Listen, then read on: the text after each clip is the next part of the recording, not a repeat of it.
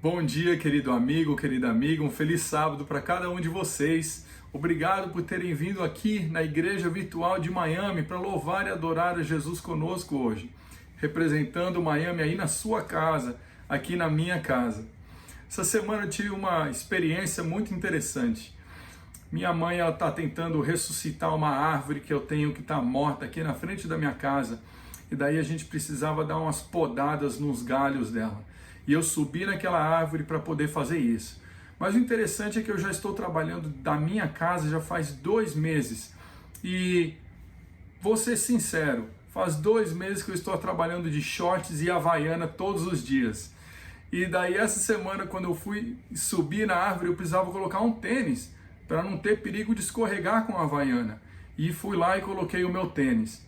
Gente, eu notei diferença no meu andar, porque eu achei aquele tênis pesado, um tênis que eu usava com muita frequência 2 meses atrás e antes a isso, eu usava quase todos os dias, usava pelo menos algumas vezes por semana, e eu era normal para mim, mas essa semana, depois de 2 meses de havaiana no pé, eu achei o tênis pesado. E interessante que eu estava conversando com um amigo meu do trabalho, e a gente estava falando das coisas que a gente tá com saudade do passado, mas as coisas que a gente tem desfrutado do presente. E eu falei para ele que a gente tem que ser grato no muito e no pouco. E eu definitivamente sou grato pela oportunidade de poder usar a havaiana todos os dias para ir para o trabalho, que é uma coisa que normalmente eu não tenho acesso. E você? Por que você está agradecendo a Deus hoje? Pelo pouco e pelo muito. Por que você veio aqui com a gente hoje adorar a Deus? Você tem o seu motivo, e eu sei que está no seu coração. Eu agradeço mais uma vez a sua presença em se unir a nós, para fazer exatamente isso, louvar o nosso Criador, adorar o nosso Deus, pelo muito e pelo pouco também. Nesse momento eu peço que você feche seus olhos e vamos orar. Querido Deus e Pai maravilhoso, te agradecemos, Senhor, porque estamos na nossa casa, estamos com saúde, nossos familiares estão bem, porque temos a oportunidade de louvar o Teu nome, mesmo aqui onde estamos, porque o Senhor nos dá o sustento, o mantimento, e mesmo em meio às dificuldades, o Senhor não deixa faltar. Queria pedir que o Senhor abençoasse, por favor, cada pessoa que está aqui conosco nessa manhã, viesse derramar uma bênção especial sobre esses adoradores que vieram se unir a nós para louvar o Teu santo e poderoso nome. Nos inspire nessa manhã, inspire o nosso louvor, inspire o nosso pregador, inspire, Senhor, cada um que for participar nessa manhã, inspire cada pessoa que está assistindo aqui conosco nessa manhã. Que o Senhor possa se fazer presente constantemente nas nossas vidas todos os dias. Te agradecemos pelas inúmeras bênçãos, te agradecemos e te louvamos por tudo que Tu és, pelo Seu sacrifício, pelo Seu amor e pelo Seu cuidado. Nos inspire, nos abençoe, nos toque. Em nome de Jesus. Amém. Deus te abençoe.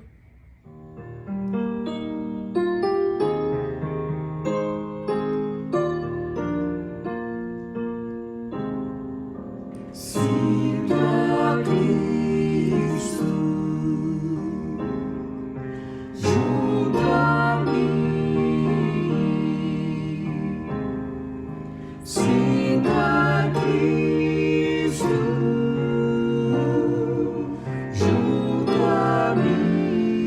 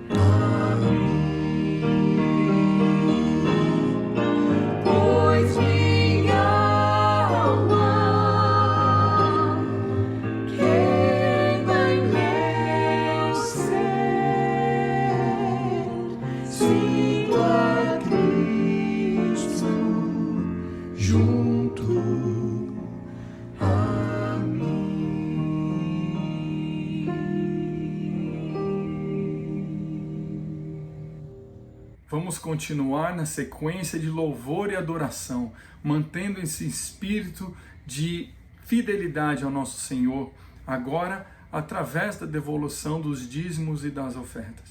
Eu sei que tem sido difícil para muitos, mas se Deus tem te sustentado, se Deus tem cuidado de você, esse é o momento que você louva a Ele através da sua fidelidade.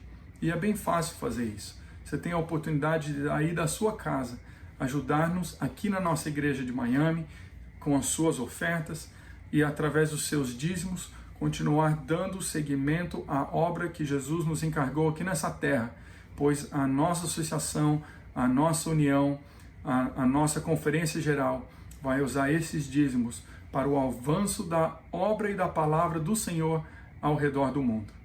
É fácil. Visite www.adventistgiving.org. Está aqui embaixo, ó. E lá você busque Miami Central Brazilian Church. Você tem como doar como membro da igreja, você tem como doar como visita, tem como se cadastrar ou simplesmente fazer uma simples doação. Mas participe nessa manhã. Louve a Deus. Adore a Deus através da sua fidelidade. E Deus te abençoe.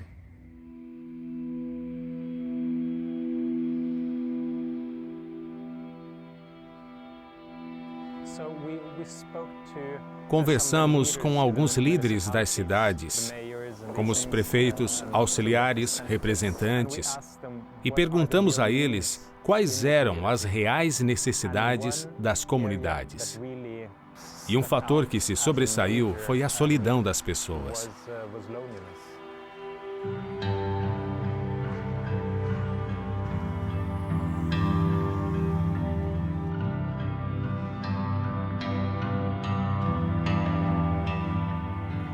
Em Sortland, na Noruega, a solidão é um desafio crucial para os idosos, mas também para os mais jovens.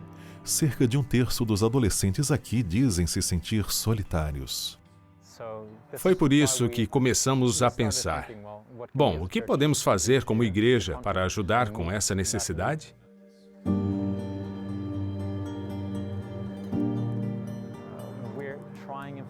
Estamos aprendendo com os erros e vendo o que funciona e o que não funciona. E por meio desse aprendizado, eles não necessariamente sabem o nome de Deus e quem Ele é. Mas muita gente acredita que existe um Deus. Então, a crença em Deus é muito comum, ao mesmo tempo que a igreja tradicional é considerada problemática em relação aos principais valores culturais. Esta região foi uma das áreas decisivas para o adventismo na Noruega. Tínhamos áreas aqui com a maior densidade de adventistas de toda a Noruega. E agora, nossas igrejas estão quase morrendo.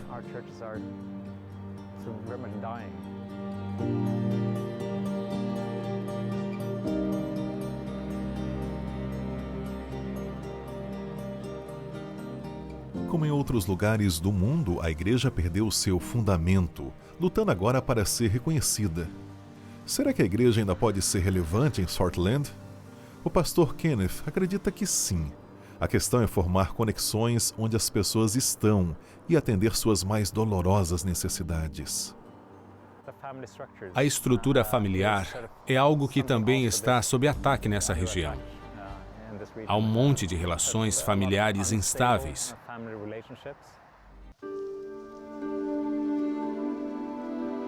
Tivemos um retiro de famílias recentemente. Queríamos focar nas famílias passando tempo juntas. Então essa foi nossa meta mais ampla, reforçar os laços familiares. Ao longo dos 6 dias de retiro, as 8 famílias focaram em passar um tempo de qualidade juntas. As atividades divertidas organizadas ofereceram a oportunidade de reforçar os laços de amizade. Foi algo muito positivo e muito empolgante. Eles ficaram muito gratos, pois essas famílias também eram famílias que não tinham meios para tirar férias. Então isso acabou sendo parte do projeto. Também estávamos oferecendo a elas uma oportunidade de férias, e elas estavam muito gratas por essa oportunidade. E a construção de amizades ao longo da semana que passamos juntos foi, eu diria, um período muito empolgante. Também foi tocante ver como Deus tem aberto portas que nem sequer esperávamos. Quando eles nos veem como uma igreja que quer o melhor para a comunidade, então eles nos dão abertura e podemos ser francos e claros a respeito da fé, e isso é recebido muito bem. Então acho que não é algo que nós temos feito, mas é algo de como Deus está agindo na vida e no coração das pessoas, e abrindo portas que pareciam fechadas. Orem pelos membros da Igreja Adventista em Sortland, Noruega. Orem para que Deus os utilize para superar os desafios da solidão, de famílias desfeitas e do ceticismo, e assim as pessoas possam conhecer Jesus. Neste trimestre, uma parte da sua oferta missionária irá ajudar a erguer um centro de influência em Sortland, que irá sediar programas voltados à comunidade. A sua oferta também irá ajudar a construir um centro urbano de influência no Chipre e abrir uma igreja na Sérvia. Por favor, ajude esses projetos por meio da oração e de sua oferta missionária. Oi, bom dia, gente. Obrigado por permitir eu estar aí junto com vocês, na casa de vocês. Obrigado porque vocês abriram a porta através da internet para eu poder entrar. Mesmo sem eu ter pedido licença para poder entrar, você está permitindo, meu muito obrigado por isso. Apocalipse 20 diz que eis que estou à porta e bato, e se alguém escutar que eu estou batendo, escutar a minha voz que eu estou chamando, atender, abrir a porta, ele vai entrar e cear com cada um de nós, e nós com ele. Eu vou tentar resumir para vocês um pouquinho do que aconteceu comigo durante esses meses que se passaram. Setembro, dia 18, meu marido fez a primeira cirurgia. E de lá para cá, até maio, são 16 cirurgias que foram feitas. Total de 16 cirurgias. E nessa correria toda, a preocupação também, né? De trabalho, hospital, traz ele para casa, leva para o hospital e faz outra cirurgia. E dormir no hospital, sentada na cadeira do lado dele, a preocupação com os afazeres do dia a dia que nós temos, mais o trabalho. Isso eu não sei, talvez tenha contribuído para um pouco de estresse, a imunidade ter caído. Então quando foi final de fevereiro, mais ou menos, metade de fevereiro, para o final de fevereiro, eu comecei a sentir um pouquinho de dores nas costas e um pouquinho de dor no peito também. Aí foi passando, eu achava que era devido ao esforço que eu estava fazendo, devido ao corre-corre, muito trabalho. Bom, em maio, comecinho de maio, a dor estava um pouquinho mais forte, então eu fui ao médico. E ele fez todos os exames, mas não constatou nada, inclusive fiz o teste do Covid, me deu algumas medicações para casa, tomei as medicações. Alguns dias depois tive que repetir os exames do Covid, o teste do Covid, porque eu trabalho e a empresa precisava ter certeza de que realmente não tinha nada, até que pudessem autorizar. Também entra aquela parte da idade, né? A idade um pouquinho avançada, isso também influencia bastante. Aí fiz esse outro teste e nada. A dor continuou, um pouquinho mais forte, pouquinho, até que quando foi comecinho de junho, eu repeti o teste do Covid e na espera desse resultado, na semana do dia 8 ou 9 de junho, mais ou menos, creio que é isso, eu comecei a passar muito mal pela noite, eu não conseguia respirar. Foi simplesmente horrível, gente, horrível. Eu abria a janela da minha casa, abria a porta e queria que o ar entrasse, queria, e falava, achava que indo para fora de tão desesperada que eu estava. E bem nessa noite, meu marido também muito mal. Calha que caí numa semana de muitos problemas. A minha família no Brasil família com 5 pessoas com Covid, e uma delas, meu sobrinho, hospitalizado, também sim, em estado gravíssimo. E tudo isso juntou, né, para esse dia, essa noite que eu passei mal, meu esposo também passando mal. Então o que aconteceu? Pela manhã, depois de muito, eu pedi para Deus me iluminar, me deu uma luz, Ele me deu uma luz, né? Chama no grupo, e eu chamei no grupo, gente, por favor, ore por mim que eu não estou aguentando. E graças a Deus repercutiu muito rápido entre uma pessoa e outra. Não sei, eu não vou citar nomes porque eu não sei exatamente quem foi as pessoas que ligaram uma para outra. Eu não quero também deixar de agradecer as pessoas que fizeram isso e as pessoas que oraram. Eu agradeço imensamente. Resumindo, a ambulância veio, o resgate me veio, me levou para o hospital, dei entrada no hospital com sintomas do Covid, foi feito o teste, 3 dias depois veio o resultado. Calha caiu exatamente no sábado, no dia que eu recebi o teste negativo, né, o resultado do teste negativo que eu tinha feito pelo estado. Chegou também o resultado que eu tinha feito no hospital negativo, e também exatamente nesse dia, do qual eu tinha ficado muito feliz, veio a notícia de que meu sobrinho havia falecido pela manhã.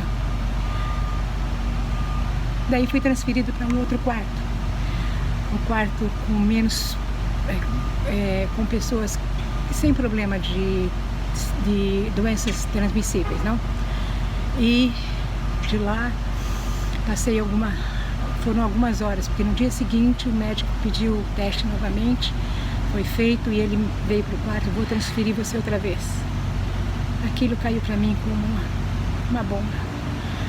Confesso para vocês que eu chorei muito, entrei num pânico, num desespero terrível. Aquela tarde, calha que exatamente esse dia caiu uma torre da antena de telefone na região onde eu estava, e eu não conseguia falar com ninguém. Então juntou tudo, esse desespero, a morte do meu sobrinho, a minha volta para o quarto, e dessa vez uma ala um pouco mais forte, mais segura, muito mais protegida. Tudo aquilo mexeu muito comigo. Chorei muito, pedi muito para Deus me dar força. Eu estava sentindo que eu estava dentro de um túnel que não tinha saída. Mas alguém do grupo disse: graças a Deus, Beth, você tinha lâmpada nos seus pés, que direcionou você para o final desse túnel. Obrigada, amiga, por essas palavras. Foi horrível aquela noite, que eu não gosto de lembrar. Mas, continuando, foi feito o enterro do meu sobrinho, eu fiquei muito triste aquela tarde. Chorei também por esse motivo, e sabendo também que meus outros sobrinhos estavam passando por essa situação, e qual seria a resposta, e eu aqui. Difícil. Mas terça-feira à tardezinha recebi alta. Graças a Deus, uma pessoa com um coração bastante grande foi me buscar, trouxe para casa. Estou aqui em casa, graças a Deus, fazendo tratamento. Tenho que repetir todos os anos novamente, antes que eu possa voltar para o trabalho, porque a exigência da empresa é nada mais justo. Eu tenho que ter certeza que estou bem, e eles também têm que ter a garantia. E o hospital também tem que ter a garantia, porque eu estou bem antes de me dar a posição final. Voltando a falar, que eis que estou à porta e bato. Aproveite, gente, esse tempo que nós ainda temos para estar ao lado de Deus, para abrir o nosso coração, deixar Ele entrar. Se Ele está batendo é porque a porta está fechada. Abre essa porta, deixa Ele entrar. Deixa Ele entrar, e eu tenho certeza que nós vamos cear com Ele lá no céu também. Teve um dia que eu fiz um jardim de oração, e eu disse que eu tinha vontade de ter uma mesa de jantar na minha casa, no céu que Jesus está preparando para receber todos os meus amigos. Eu vou dizer para vocês que essa minha mesa está cada dia que passa ficando maior. Cada dia que passa tem mais pessoas para sentar ao redor dela, junto comigo e junto com Jesus. Meu muito obrigado de coração a todos vocês que oraram, a todos vocês que tiraram um tempinho para orar, para me ajudar de alguma forma. Meu muito obrigado de coração.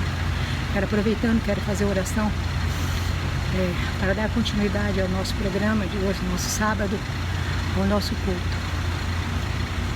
Se você puder, ajoelhe, ou onde você estiver, feche seus olhos se puder e vamos orar. Querido Deus, está no céu. Meu muito obrigado, Senhor, porque o Senhor é um Deus maravilhoso. Mesmo sem a gente merecer, Senhor, mesmo sem eu merecer, o Senhor escutou as nossas preces, o Senhor ouviu, o Senhor atendeu. Meu muito obrigado por isso, Pai amado. Sou pecadora e peço perdão pelos mesmos. Agradeço, Senhor, do fundo do meu coração a todas essas pessoas que oraram, a todas as pessoas que, de alguma forma ou outra, esteve ao meu lado durante essa jornada que eu passei, que foi muito difícil. Quero te pedir nesse momento também, Senhor, que o Senhor abençoe o pregador. Derrame as bênçãos sobre ele, Senhor, e sobre cada uma de nós, cada pessoa que, ao assistir esse culto, possamos recebê-la, Senhor, e que a mensagem seja dirigida diretamente ao nosso coração e à nossa mente, para ficar gravado, Senhor, eternamente, para ajudar a nos preparar para um dia encontrarmos contigo nas nuvens dos céus e podermos, Senhor, orar e agradecer por tudo. Derrame também, Senhor, o Espírito Santo sobre cada um. E a mesa que o Senhor está preparando, Senhor, tem um lugar para cada um de nós. Obrigada, Senhor. Amém. Bom sábado, Igreja de Miami. O título do sermão de hoje é Desenvolvendo Membros Maduros. Nós vamos continuar conversando, estudando alguns temas que estudamos já algumas semanas atrás. Eu lembro quando o Eric nasceu, ele foi crescendo, foi se desenvolvendo, daí depois veio a Nicole, e alguns pais pensam assim: nossa, eu não queria que essa criança crescesse nunca, porque é tão gostoso, tão fofinho, esses dois pequenininhos, lindos, né? Mas se os anos passam e eles não crescem, não se desenvolvem, a gente começa a ficar meio preocupado, não é verdade? Criança tem esse negócio, ai, eu quero crescer, quero crescer, quero crescer. E a gente pensa assim, nossa, como era bom ser criança. Bom, o tema de hoje é desenvolvimento, é crescimento. E eu gostaria de convidar você a abrir a Bíblia em Efésios capítulo 4, verso 12, que diz assim: querendo o aperfeiçoamento dos santos para a obra do ministério, para a edificação do corpo de Cristo.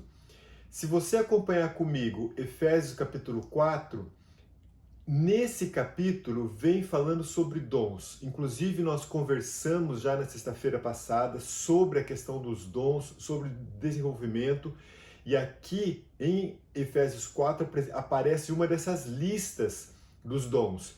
E veja que interessante, nesse capítulo 4, verso 12 de Efésios, aparece a palavra aperfeiçoamento, querendo o aperfeiçoamento, o crescimento, o desenvolvimento dos santos. E a outra palavrinha, edificação, ou seja, os dons existem para o nosso crescimento e para o nosso desenvolvimento. Veja esse outro texto, 2 Coríntios 13, 9, diz assim: e o que desejamos é a vossa perfeição. Olha o desejo de Paulo para a igreja e é o desejo de Deus para nós também. Efésios 4, 14. Para que não sejamos meninos inconstantes, levados ao redor por todo o vento de doutrina, pela fraudulência dos homens, pela astúcia tendente à maquinação do erro. Mais uma vez aqui aparece a palavra desenvolvimento, e não querer que sejamos sempre meninos, eternamente menino, criança.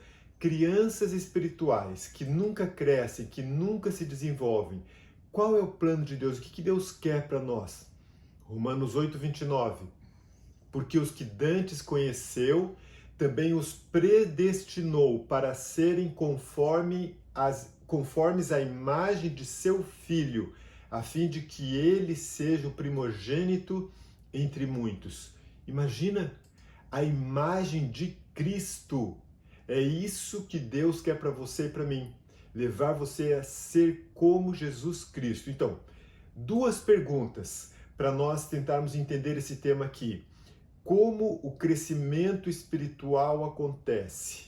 Nós vamos procurar responder essa pergunta no sermão de hoje. A outra pergunta, como eu posso me tornar maduro em Cristo? Porque se é isso que a Bíblia quer de mim, como que eu faço para que isso aconteça na minha vida? Então nós vamos ver alguns mitos que as pessoas têm em relação ao crescimento espiritual. O primeiro mito é de que o crescimento espiritual é automático, depois de você nascer de novo, depois do seu batismo. Batizou, aí é só ir vivendo, indo para a igreja, que naturalmente você já vai crescer, você já vai se tornar um cristão maduro. Acontece que o crescimento espiritual ele é provocado, requer compromisso e esforço da nossa parte. Compromisso da nossa parte, pastor? Olha o que diz Filipenses 2, verso 12 e 13. Efetuai a vossa salvação. Olha só, efetuai a vossa salvação com temor e tremor, porque Deus é o que opera em vós, tanto o querer como o efetuar, segundo a sua boa vontade. Esse verso aparentemente tem até uma contradição, porque se é Deus que opera tudo, como que eu tenho que efetuar? É uma junção da força de Deus e o seu desejo em buscar a salvação, em buscar o desenvolvimento, em buscar o crescimento, em querer crescer, em decidir crescer, em fazer um esforço para poder crescer. Eu lembro que o meu pai sempre gostou de plantas, de plantar frutas e verduras. A minha mãe sempre gostou disso também. E quando a gente tinha uma terrinha na nossa casa, eles gostavam de visitar a gente. Vamos fazer uma horta.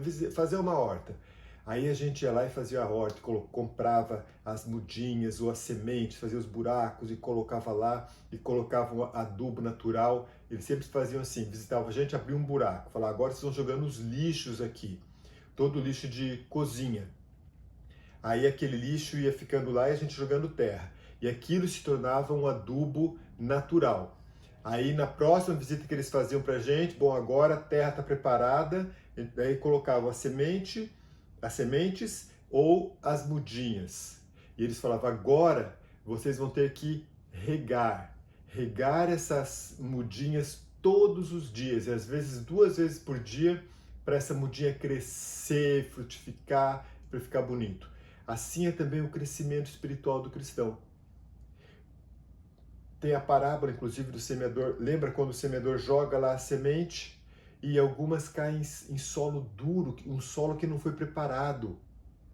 Então, se a semente está lá, se a mudinha está lá, mas não recebe água, não recebe o cuidado, de vez em quando a gente tinha que ir lá e tirar o matinho, a planta não vai crescer bonita nunca. Então exige a nossa parte em regar, em cuidar, arrancar o mato para o crescimento, certo? Outro mito sobre a questão da maturidade, é o mito número 2.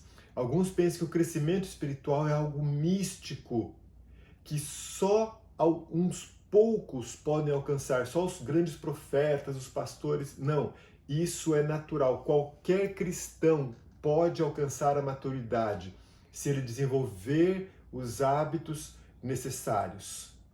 Assim como o corpo, ele precisa de exercícios físicos para se desenvolver, no aspecto espiritual também nós precisamos de alguns exercícios espirituais para o nosso crescimento e para o nosso desenvolvimento espiritual. O nosso caráter é desenvolvido por hábitos que nós desenvolvemos. Que hábitos são esses? Que exercícios são esses? É o que nós vamos estar vendo hoje nesse sermão.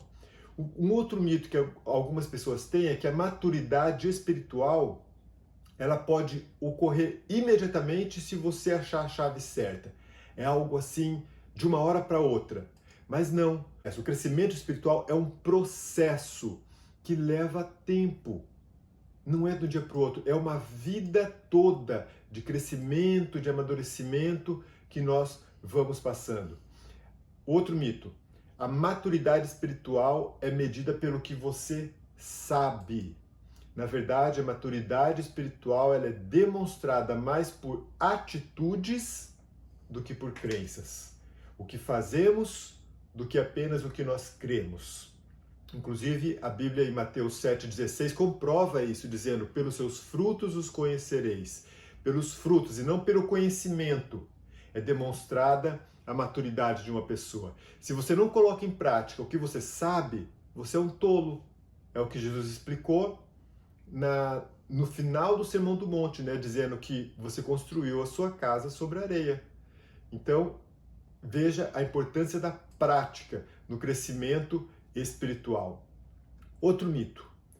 O crescimento espiritual é uma questão pessoal e privada. É uma questão individual. Se eu quiser crescer, eu cresço. Se eu não quiser, eu não cresço. Não, não é assim.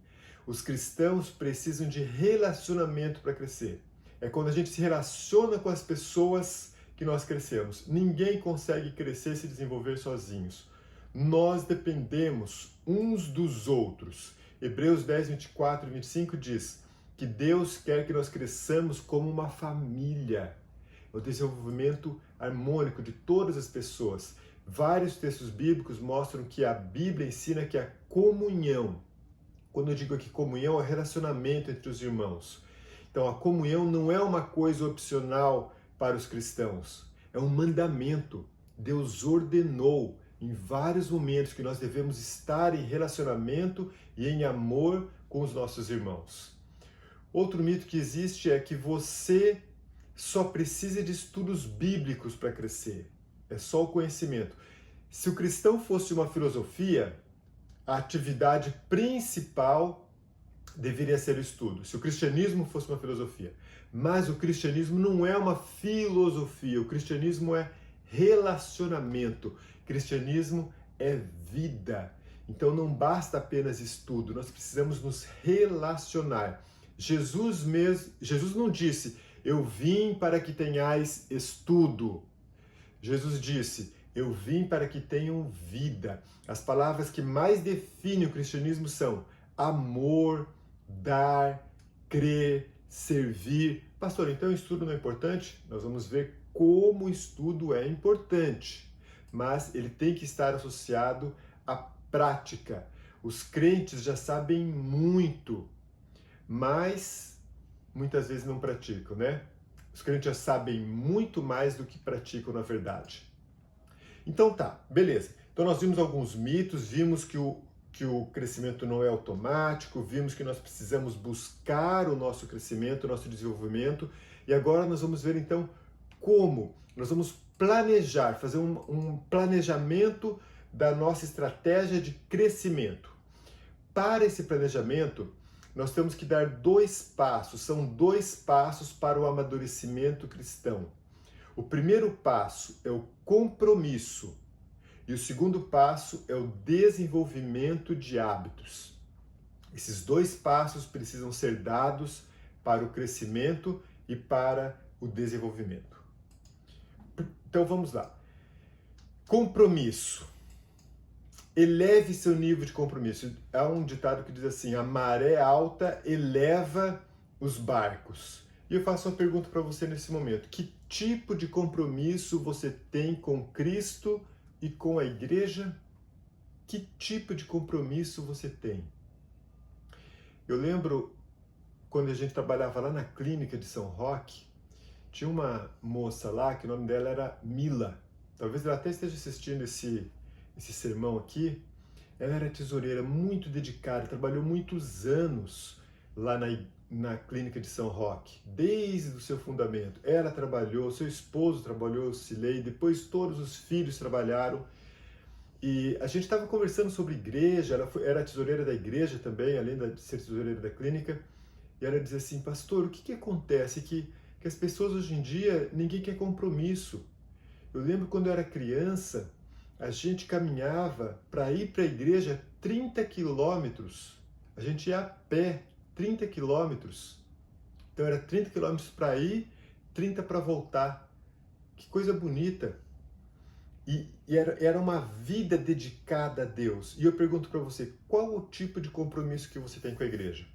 Hoje em dia, todo mundo tem carro, aqui nos Estados Unidos, então é bem mais fácil. Em outros lugares do mundo, carro, metrô, ônibus, circular, as igrejas têm ar-condicionado. E parece que tudo fica até um pouco mais difícil. Tá muito calor para ir para a igreja, tá muito frio, tá chovendo, tá muito sol. Que compromisso você tem com a igreja e com Jesus Cristo? Vamos lá. Eleve o seu nível de compromisso. Eleve. Lembra aquele sermão que eu preguei, aquela aula que eu dei, mostrando os tipos que a Bíblia apresenta, as ilustrações que a Bíblia apresenta de igreja? Então, nós devemos assumir compromisso com as figuras que a Bíblia apresenta. Por exemplo, eu vou assumir o compromisso amando mais, porque a Bíblia diz que a igreja é uma família. Eu vou assumir o compromisso edificando, porque a Bíblia diz que a igreja é um edifício. Eu vou assumir meu compromisso como irmão, como um soldado, como noiva me preparando, como membro, sendo útil no corpo de Cristo, como uma ovelha fiel no rebanho de Jesus, como sal, como luz. Eu vou assumir meu compromisso. Quando você assume compromissos, você cresce. Isso ajuda no seu crescimento espiritual, isso ajuda no seu desenvolvimento.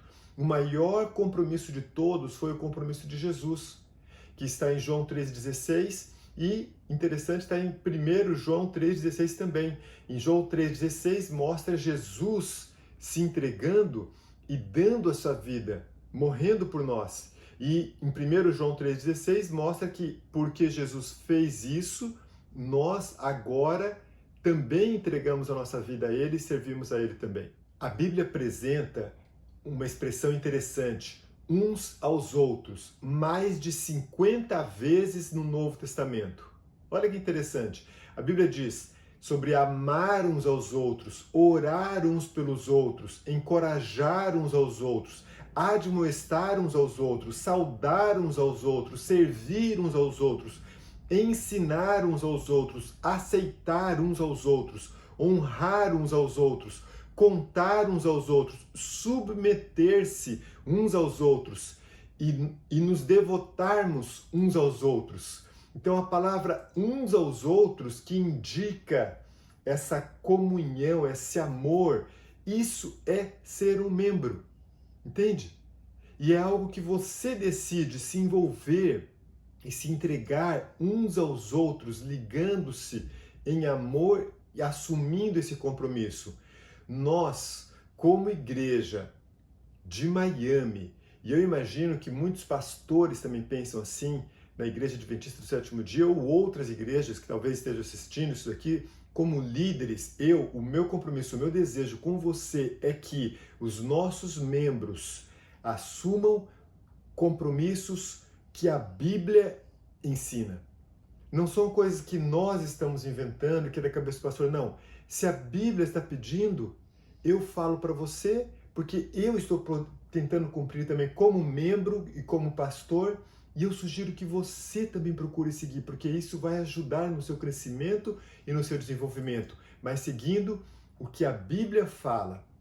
E o que a igreja e a Bíblia e Deus esperam de você de uma forma prática. O que é então? Então vamos lá. Nós pedimos às pessoas, primeira coisa, que eles se comprometam com Jesus, que você se comprometa com Jesus como membro, como pessoa. Segunda coisa, que se batizem, assim como Jesus falou. Eu me comprometo com Ele e eu assumo o compromisso batizando-me, aceitando o batismo. Terceiro, me tornando um membro, mas um membro de verdade, como nós comentamos aqui, envolvendo-se uns com os outros. Quarto, que tenham hábitos de maturidade.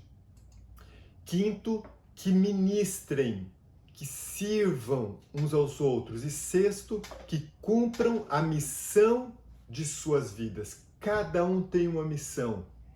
E o que nós pedimos aos membros, o que a igreja pede aos membros, são esses 6 pontos aqui, que se comprometam com Jesus, que se batizem, se tornem membros de verdade, tenham hábitos de maturidade. Que hábitos são esses? Nós vamos ver mais para frente aqui, que ministrem, servindo, usem seus dons, e sexto, que cumpram a missão de Deus nas suas vidas. Por que a gente pede isso? Porque Deus pede pra gente, é o que Jesus pede pra gente, é o que a Bíblia ensina, e é o que a gente ensina então para os nossos membros. Mas pastor, será que isso vai ser bom para mim? Que benefício que eu tenho em assumir esses compromissos então? A Bíblia, ela apresenta promessas para as pessoas que são obedientes. A Bíblia promete segurança, aventura para quem assume os compromissos com Jesus, paz, alegria, um rumo na vida. Aventura é cada aventura que eu já passei na minha vida porque eu me decidi seguir a Jesus. Cada história, algumas eu já contei nos sermões, vou contar outras ainda, de coisas que a gente vive quando a gente resolve assumir esse compromisso com Jesus. A certeza da presença de Deus, a paixão por viver, um motivo para acordar de manhã. Eu vou acordar para fazer o quê? Não, eu tenho um compromisso com Jesus, eu tenho pessoas a evangelizar, eu tenho uma missão a cumprir. E a salvação, que é benefício maior do que esse? Que é um benefício maior do que a salvação ao assumir o compromisso com Jesus? As últimas gerações, os jovens hoje em dia, eles estão mais interessados em ter algo de valor para investir na sua vida, e isso em todas as épocas foi jovem, eles gostam de desafios, mais do que apenas entretenimento. E Deus, meu querido jovem, Ele tem desafios para a sua vida. Com quem que você tem compromisso? Eu queria que você pensasse, refletisse um pouquinho agora. Tem muita gente que tem compromissos com o time de futebol, com algum outro tipo de clube, tem vários clubes pelo mundo aí, né? Tem gente que tem muitos compromissos com amigos, com sites, com partidos políticos, e uma barreira, então, para o crescimento espiritual de que muitas pessoas, não é a falta do compromisso, mas sim é um compromisso exagerado com coisas erradas. Eu não estou dizendo que esses itens aqui, você não pode ter um compromisso com eles. Se você concorda, alguns você acha que deve ter, ok, mas é exageradamente maior do que o compromisso com o próprio Jesus. Você precisa assumir um compromisso de maneira sábia. Como? Como que você vai fazer isso de maneira sábia? Respondendo a seguinte pergunta: o que Deus quer de mim? Qual o plano de Deus para minha vida? O que Deus quer de mim de verdade? Essa é a primeira pergunta. O que realmente é importante? O que fará você e a sua família ser feliz?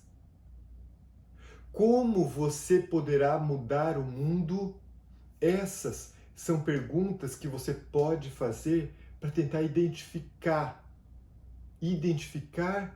com o que você deve ter compromissos, com o que fazer compromissos. Como que eu posso mudar o mundo? Talvez você não consiga mudar o mundo todo, você não vai ser um grande homem, uma grande mulher famosa. Deixa eu contar uma historinha para você. Tinha um pai com uma filhinha pequenininha andando na beira da praia, e cada estrela do mar que aquele homem via vindo, sendo trazido pela água, ele pegava aquela estrela do mar e jogava de volta para o mar. Cada estrela do mar ele pegava e jogava para o mar de volta. Aí a filhinha chegou e perguntou para ele: pai, você acha que você vai conseguir salvar todas essas estrelas do mar que vêm aqui, trazidas pelas águas? O que adianta você ficar jogando? Você joga algumas, mas olha quantas que estão aqui pela praia ainda. Aí o pai virou para a filhinha e falou assim: filha, eu não vou conseguir salvar todas as estrelas do mar, mas essa que eu consegui mandar de volta para a água, eu consegui salvar. Na vida dessa estrela do mar, eu fiz diferença. Talvez você não consiga mudar o mundo, causar um impacto que todo mundo vai falar de você no Facebook, na internet, mas você pode mudar o mundo de uma pessoa, do seu vizinho, de alguém que você conhece. E isso você faz como? Assumindo compromissos com Deus, causando mudança na vida das pessoas. Nós podemos mudar a história desta igreja aqui de Miami, da igreja que você faz parte, onde quer que você esteja ouvindo esse sermão, você pode mudar a história dessa igreja. Uma pessoa pode causar uma revolução numa igreja, numa cidade, num bairro, numa escola. Uma pessoa, se você assumir compromissos com Jesus. Talvez alguém que está assistindo esse sermão está pensando assim: pastor, mas eu assumo compromissos, eu me entrego pela igreja, eu faço de tudo por Jesus, mas sabe quando parece que eu não consigo crescer, eu nunca sinto paz, nunca me sinto um cristão muito forte, maduro, o que acontece comigo, pastor? Bom, antes de responder essa pergunta para você, eu quero dizer que esse sermão aqui é como se fosse o sermão parte 2. O sermão parte 1 é a salvação em Jesus. É quando você aceita Cristo, você é batizado, você ama Jesus, você entrega o seu coração, Jesus entra na sua vida, você recebe a salvação, ok? Aí vem a parte 2, a segunda pergunta. O que eu faço agora que eu aceitei a Jesus? O que você faz? Você cresce, você se desenvolve. Esse é o objetivo desse sermão. Esse sermão vem respondendo essa segunda parte, entende? E nesse sermão, nós dividimos em duas partes para o crescimento, então. A primeira parte é assumir compromissos. O que fazer agora, então, para continuar crescendo? Segunda parte, desenvolver hábitos de crescimento. Se você não desenvolver hábitos de crescimento, bons hábitos, automaticamente você vai estar desenvolvendo hábitos ruins ou maus hábitos. Então é fundamental para o seu crescimento você ter hábitos de desenvolvimento, de crescimento, bons hábitos, ok? 5 hábitos que eu gostaria de sugerir para você que envolve tempo, dinheiro, corpo e relacionamentos. Primeiro hábito, Bíblia. Ler a Bíblia. Eu vou ler a minha Bíblia todos os dias. Tem gente que não tem costume de ler, não gosta de ler, não sabe, coloca 1000 problemas em relação à Bíblia. Começa com um verso bíblico, pelo menos, por dia. Um versículo. Ou começa com os livros que você mais gosta. Lê um pedacinho, até que você encontre alguma mensagem que tenha a ver com você, com o seu dia. Entenda? Mas leia, pelo menos um pouquinho, todos os dias. Ler a Bíblia é um compromisso que você faz com Jesus. Segundo hábito, oração. Falar com Deus todos os dias, todos os momentos, em todas as situações. E tem tanta história linda de oração. Terceiro hábito, dizimar. É você entregar para o nosso sócio, para Deus, a parte dele. Dízimo, oferta é dele, é sagrado e eu vou deixar com ele. Não tem como você crescer espiritualmente sem esse hábito de entregar para Deus o que é de Deus. Quarto hábito, desenvolver e cuidar da sua saúde, o seu corpo, a parte física, cuidar do seu corpo físico. Não tem como também você crescer espiritualmente, emocionalmente, mentalmente, se o seu corpo está doente, está um lixo, como alguns dizem, né? Então é importante você ter hábitos de saúde. E quinto, hábitos de comunhão. É você ir à igreja. Comunhão aqui é se relacionar com as pessoas, amar as pessoas, estar junto com as pessoas. Então, hábitos de comunhão, Bíblia, oração, dizimar, saúde e comunhão. Esses 5 hábitos são fundamentais para te ajudar no seu crescimento. Pastor, eu já estou há 20 anos na igreja. Será que eu estou crescendo? Como que eu posso saber se eu estou lá embaixo, se eu estou lá em cima? Como saber? Então eu vou colocar aqui para vocês agora um gráfico que pode ajudar você. Não quer dizer que isso aqui, que todos seguem esse rumo, mas é um padrão para a maioria das pessoas. O primeiro item é o conhecimento, é você saber das coisas. Terceiro é perspectiva, o porquê das coisas. Terceiro, convicção, é você ter certeza da sua fé, daquilo que você aprendeu, que você acredita. Quarto, habilidades, que é o fazer, é você colocar em prática tudo que você aprendeu. E por último, o caráter, o ser. Nós vamos comentar um pouquinho agora sobre esses itens que estão aqui. Através do conhecimento da palavra de Deus, nós crescemos. E como que nós conhecemos a palavra de Deus? Nós podemos conhecer a Bíblia, que é o primeiro item ali do crescimento, certo? Conhecimento. Nós podemos conhecer a palavra de Deus por estudos bíblicos, na escola sabatina. Tem gente que não participa da escola sabatina. Isso aí é muito, eu não quero e tal. Mas é fundamental. A gente se une quando a gente estuda a Bíblia junto na escola sabatina, através dos pequenos grupos, através dos cultos, as madrugadas da oração é um programa que existe na igreja, através dos livros do Espírito de Profecia e muitos livros cristãos. Então aqui você tem algumas ideias de como crescer espiritualmente conhecendo, que é o primeiro ponto, que é conhecer.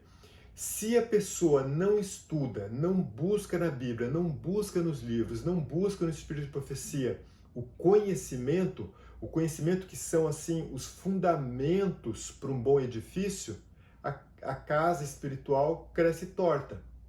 Eu lembro lá em Sorocaba, quando a gente chegou lá, a gente resolveu construir uma casa.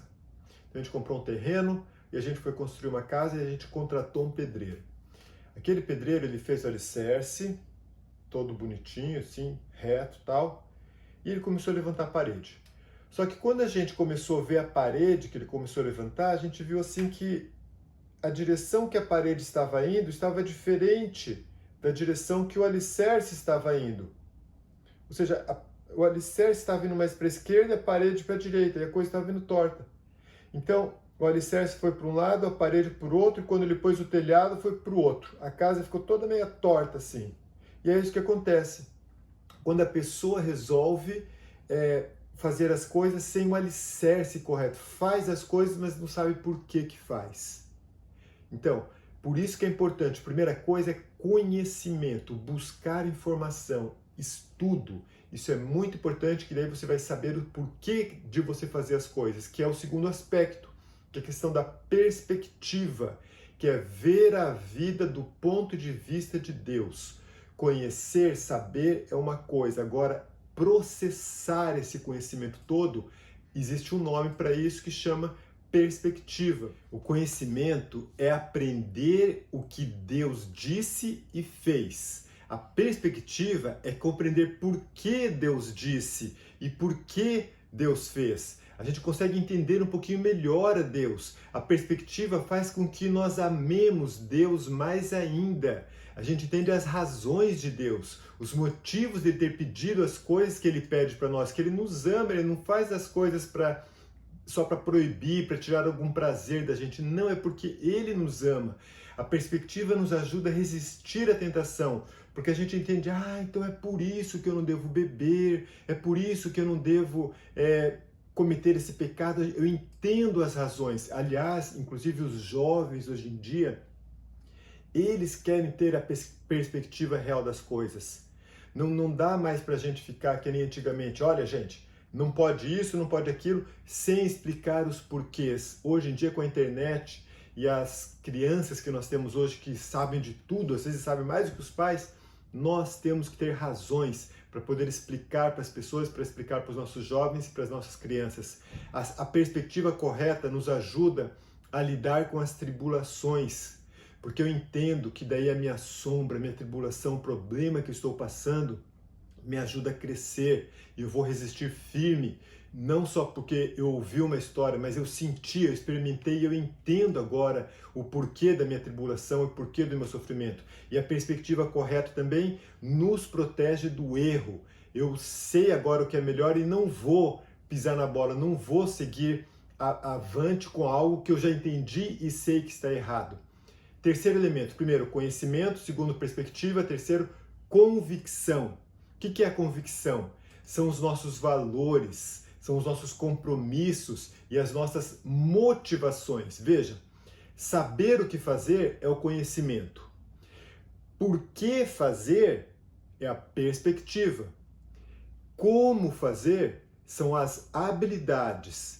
Tudo isso não tem valor nenhum se você não tem uma convicção para motivar você a realmente fazer, a tomar uma atitude de fazer tudo isso daí. Aqui entra então o ponto da convicção.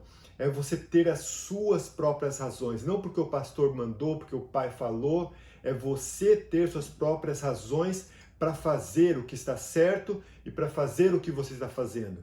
Se você não determinar o que é importante e como você vai viver, outras pessoas vão determinar isso para você. Você precisa ter a sua convicção. Você não pode ser levado pelas ondas. As pessoas hoje em dia têm fortes convicções em assuntos fracos, como, por exemplo, esportes, moda, etc. E têm fracas convicções em assuntos fortes, sobre o que é certo ou errado. E isso, como cristãos, nós precisamos mudar. O crescimento requer tempo e esforço, não acontece de uma hora para outra. E sem a convicção correta, as pessoas acabam desistindo, deixando tudo de lado. Você conhece gente que já se batizou, foi da igreja e depois abandonou? Por quê? Tinha conhecimento, talvez nunca tenha tido a perspectiva correta, mas com certeza nunca teve aquela convicção como deveria ter. Aí acaba abandonando o caminho de Deus. Mas isso não pode acontecer com você. Homens com convicção mudaram o mundo, para o bem ou para o mal. Alguns exemplos: Karl Marx, Buda, Gandhi, Colombo, Lutero, Hitler e Jesus Cristo. Alguns desses aqui, grandes convicções para o mal. E o nosso Jesus, o maior de todos os exemplos, com toda a sua convicção para o bem. A convicção é contagiante. A convicção nos motiva. Nós precisamos estar com a chama da convicção acesa de que o reino de Deus é a maior causa do mundo, é o que deve ocupar o nosso tempo, é o que deve ocupar a nossa mente. Se temos a convicção correta, nós vamos para o próximo passo agora do desenvolvimento, que é o desenvolvimento das nossas habilidades. São o passo a passo, as habilidades é o passo a passo do crescimento espiritual. O conhecimento e a perspectiva é saber. Convicção e caráter é ser. E habilidades é o fazer. Então, precisamos do desenvolvimento das nossas habilidades. Muitos crentes são frustrados, porque eles sabem o que devem fazer, mas eles não sabem como fazer. Como desenvolver as habilidades, como orar de verdade, como ler a Bíblia, como dar estudos bíblicos, como resistir à tentação, como administrar melhor o tempo, como relacionar-se. Na quarta-feira, nós temos produzido alguns vídeos e o nosso objetivo como igreja é trabalhar na quarta-feira nesse como, respondendo a essa pergunta. Por exemplo, estamos terminando uma série no mês de junho agora, que é como ter um relacionamento melhor com a esposa, com o casal. Por isso é importante você participar com a gente, assistindo os vídeos, os nossos programas, porque na quarta-feira nós vamos estar respondendo este como. E então, finalmente, chegamos ao último ponto do desenvolvimento cristão, que é o caráter. Desenvolver o caráter de Cristo é o maior alvo, é a missão mais importante da vida. Inclusive em Efésios 4,13 diz: até que todos cheguemos à unidade da fé e do pleno conhecimento do Filho de Deus, ao estado do homem feito à medida da estatura da plenitude de Cristo. Olha o objetivo de Paulo para a igreja, é o nosso objetivo para você, o objetivo que Deus tem para mim também. No Sermão do Monte, nós percebemos Jesus mostrando as recompensas para as pessoas que querem e estão desenvolvendo o seu caráter. O caráter não é construído numa sala de aula. O caráter ele é construído nas circunstâncias da vida. Na sala de aula, a gente aprende como Deus usa as circunstâncias para o nosso desenvolvimento. A gente aprende a teoria. Agora, quando a gente vai para a vida, aí a gente sente de verdade essa atuação de Deus e as coisas acontecendo. O desenvolvimento do caráter envolve escolhas. Escolhas certas nos tornam semelhantes a Cristo. Como que era o caráter de Jesus? Se você ler em Gálatas 5, 22, 23, são as bem-aventuranças. Aquele era o caráter de Jesus: bondade, amor, mansidão. Deus, ele está muito mais preocupado com o seu caráter do que com o seu conforto. O que isso quer dizer? Se ele tiver que permitir que você sofra para você crescer, ele vai fazer, ele vai permitir isso. Deus nos ensina a amar nos colocando em contato com pessoas não amáveis. Porque não é preciso ter caráter para amar as pessoas que são bondosas e amáveis, não é verdade? Ele nos coloca em meio ao caos para a gente aprender a confiar nele, desenvolver um bom caráter. E aqui então o que a gente aprende? Quando você coloca o conhecimento, que é o primeiro nível do aprendizado, conhecimento da palavra, você coloca a perspectiva correta, entender os porquês, a convicção, as habilidades correspondentes, tudo junto, isso tudo junto, o resultado é o caráter, vai ser você. Primeiro você sabe, depois você entende, depois você crê de todo o coração e depois você faz. Esse é o processo do crescimento. Estou colocando aqui de novo para vocês entenderem a perspectiva de crescimento do cristão, onde você pode medir. Você pode fazer uma análise da sua vida agora. Em que nível que você está nesse crescimento? Você está ali só procurando conhecer primeiro? Em que nível do crescimento, né? Ou talvez você está procurando desenvolver habilidades, fazendo bastante coisa, mas você tem pouco conhecimento, você não gasta tempo tentando entender os porquês. Será que está faltando isso para acontecer um crescimento de verdade na sua vida? Você pode analisar aqui e ver, e talvez fazer alguma mudança na sua vida, tomar uma decisão no dia de hoje.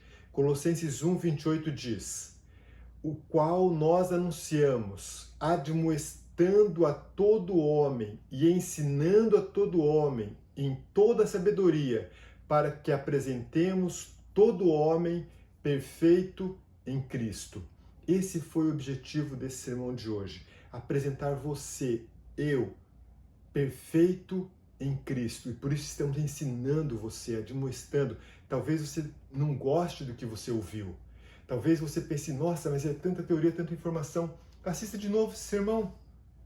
Se não deu para pegar tudo no primeiro momento que você assistiu, que você ouviu, mas se você buscar esse crescimento, vai acontecer. Eu conheço gente muito humilde que não sabe ler, eu conheço gente que estava preso, eu conheço gente que tinha uma vida toda miserável, mas quando buscou em Jesus e quis o crescimento, buscou esse crescimento, alcançou em Cristo, e você também pode alcançar. O que você responde com essa mensagem que você ouviu hoje? Eu quero crescer, eu quero me desenvolver. Essa é uma resposta que só você pode dar. Eu espero que Jesus ajude você nesse crescimento espiritual, porque nós estamos aqui para ajudar você e vamos fazer de todo o possível para crescermos juntos em Cristo.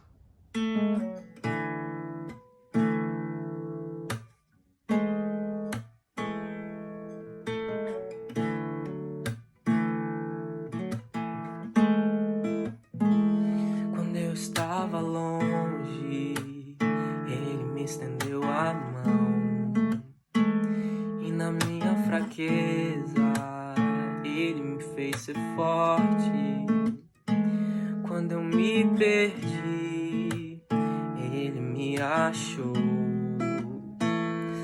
Até o pardal encontrou uma casa pra morar, e a andorinha já achou seu lugar. Eu encontrei um castelo feito pela tua bondade, sustentado pelo teu amor, iluminado pela tua glória. Eu encontrei um castelo feito pela tua bondade, sustentado pelo teu amor, iluminado pela tua glória. És a minha morada, eu amo a minha morada. Jesus é minha morada, não importa o que tem lá fora. És a minha morada, eu amo a minha morada. Jesus é minha morada, não importa o que tem lá fora. La la la, yeah. La la la, yeah. Quando eu estava longe, Ele me estendeu a mão, e na minha fraqueza Ele me fez ser forte.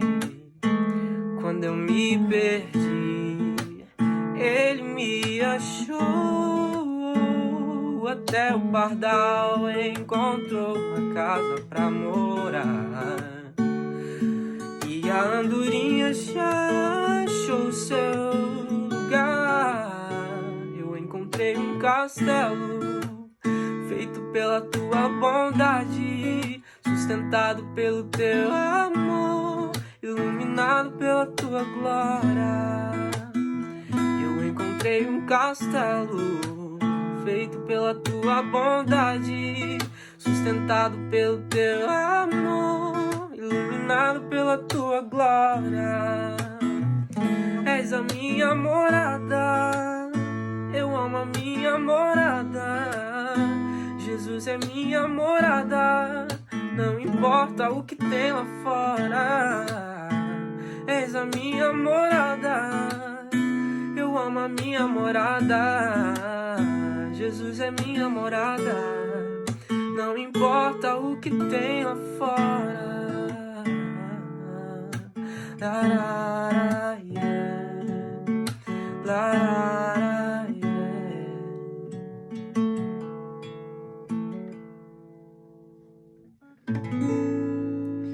Amém. Chegamos ao final de mais um culto no nosso sábado. Obrigado a você que participou, obrigado às músicas, ao louvor, às suas doações também. Que Deus te abençoe muito. Vamos orar? Bondoso Pai, fica conosco neste sábado, ajuda-nos a crescermos pelo poder do Espírito Santo, coloca no nosso coração o desejo de nos aproximarmos mais de Deus e amadurecermos, nos tornarmos parte do corpo de Cristo, crescendo e nos desenvolvendo. É o que te pedimos em nome de Jesus. Amém.